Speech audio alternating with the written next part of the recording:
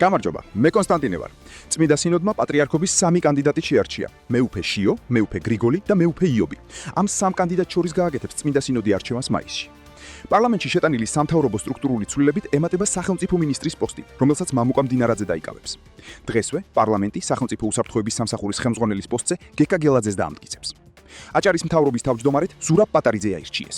საქართველოს საგარეო უწყებამ ოფიციალურ ბერლინს კიდევ ერთხელ მიმართა, რათა საგარეო უსამინისტროს ვებგვერდზე განაახლოს ინფორმაცია საქართველოს ხელისუფლების შესახებ. დონალდ ტრამპი უკმაყოფილოა და სპექტიკურად უყურებს ირანის ახალწინადადებას, რომელიც ომის შეწყვეტას ეხება.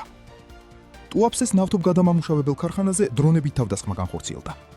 რუსებმა ზაპოროჟიეს, ხერსონსა და დნეპროპეტროვსკის ოლქებს დაარტყეს. არიან დაშავებულები. პოლონეთმა და ბელარუსმა პატიმრები გაცვალეს. ინდონეზიაში მატარებლების შეჯახებას 14 ადამიანი ემსხვერპლა. გაერთიანებული სამეფოს მეფი და დედოფალი ამერიკაში ჩავიდნენ. ამ და სხვა მნიშვნელოვან ამბებს პრაიმ ტაიმის გვერდზე წაიკითხავთ. შეხვედრამდე.